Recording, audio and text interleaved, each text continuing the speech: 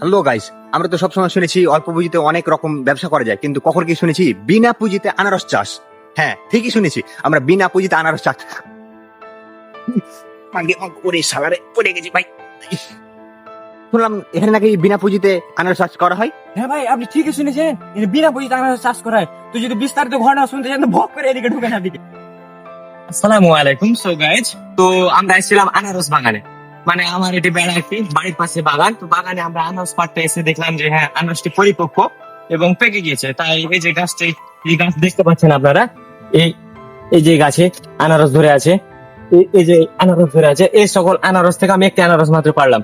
কিন্তু এই আনারস থেকে যে আবার এই মুখটা আছে, এই মুখটা আবার আমরা অন্য জায়গাতে স্থানান্তর করব। অপনয়ন, যেটা আমরা গণিতের ভাষায় বলতাম অপনয়ন, মানে এক স্থান থেকে আরেক স্থানে আমরা লাগাবো। ওই আমাদের পাশে আমার আরেকটি বাগান আমরা হ্যাঁ ভাই, এখানে আপনার সামনে একটা প্রশ্ন করতে চাই। আপনি এখানে কতটি গাছ লাগিয়েছিলেন এবং একটি গাছের বয়স কত হলো? ভাই, আমি এখানে আনুমানিক 8 থেকে 10টি গাছ লাগিয়েছিলাম প্রথমত। এখন এখান থেকে দেখছি ভালো একটি ফলন পাওয়া যাচ্ছে। এবং আপনি প্রতি বছর কতগুলো, 10টা গাছ থেকে আপনি প্রতি বছর কতটি করে আপনি আনারস পান? এটি বাৎসরিক একটি, ভাই, একটি গাছে একটি ধরে। ভাই, আপনি এবছর আপনি কয়টা গাছ লাগিয়েছিলেন এবং কয়টি আনারস পেয়েছেন, এবং এগুলা থেকে কি আপনি আপনার পরিবারের চাহিদা মেটাতে পারছেন বা আপনি কি বিক্রি করতে পারছেন? জি ভাই, আমি প্রথমত এখানে 10টি গাছ লাগিয়েছিলাম এবং 10টি গাছ থেকে আমি 10টি ফল পেয়েছি। এবং এই ফলগুলো আমার খুব সুস্বাদু এবং খুব মিষ্টি। আমি প্রথমত 2 থেকে 3টি খেয়েছিলাম এবং 2 থেকে 3টি খাবার পরে আমার খুব ভালো লেগেছে এবং স্বাদযুক্ত মনে হয়েছে। তাই আমি আমার বাড়ির পাশে প্রতিবেশীর কাছে এই যে প্রায় কতটি 3-4টি বিক্রি করলাম, মানে সেল করলাম। তারপরে তারাও বলছেন অনেক মিষ্টি। তো আমি এবার আশা করছি যে আমার দেখা যাচ্ছে ব্যাপক জমি, এই ব্যাপক জমি পতিত পড়ে আছে। এই পতিত জমি তো নষ্ট করে আমার লাভ নেই। এই জমিটা আমি ভাবছি 1 বিঘা জমিতে এই আনারসটি চাষ করার চিন্তা ভাবনা করছি। তো এই আনারসটা এতটাই মিষ্টি এবং এটা জাত যদি আপনারা বলে থাকতে পারেন যে এটা লাল না হয় কালো কেন ভাই, এটি হচ্ছে চাইনা ফোর জাত। এই চাইনা ফোর জাতের একটা ভালো বৈশিষ্ট্য হচ্ছে এটা আপনার কালারটা যেমনই হোক, ভিতরটা প্রচুর মিষ্টি।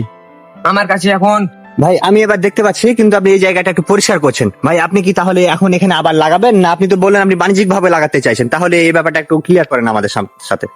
জি ভাই, আমি এবার বাণিজ্যিক ভাবে যেহেতু লাগাতে চাচ্ছি, তো আমার ব্যাপক জমি, এই ব্যাপক জমিতে আমি এই জায়গাটা পরিষ্কার শুরু করেছি। আমার এই যে গাছ, এই যে আমি এই যে আমার এই যে আনারস থেকে যে মুখটা লাগাইছিল, এভাবে আমি আনারস যেহেতু সংগ্রহ করলাম আমার গাছ থেকে, আবার এই মুখটাকে আবার রিসাইকেল প্রক্রিয়া, অর্থাৎ এই মুখটাই আবার এই যে মুখগুলা নিয়ে আবার আমি লাগিয়ে দেবো।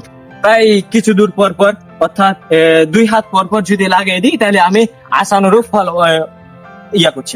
এটি আমি এই যে আমার এই যে যেহেতু রাসায়নিক প্রক্রিয়া আমি ব্যবহার করছি না, এখানে একটি গরুর গোবর ব্যবহার করে। গরুর গোবর তো সরাসরি এটা বিষ, এই বিষ ব্যবহার করলে গাছ মারা যেতে পারে। এই জন্য একটি গরুর গোবরের মাইন্ড, এই মাইন্ডকে গোবরকে পচায় এবং এই পচায় এই গোবরটাকে আমি প্রক্রিয়াজাত করে সার ব্যবহার করি। এই সারটা আমি এখানে প্রয়োগ করতে চাচ্ছি। তো সারটি আমার পাশে ওখানে একটা বস্তাতে আছে। যাই হোক, আমি এখানটা পরিষ্কার করব, পরিষ্কার করে এই গাছগুলো সুন্দর করে আমি লাগিয়ে দেবো। মিনিমাম দূরত্ব হবে 2 হাত।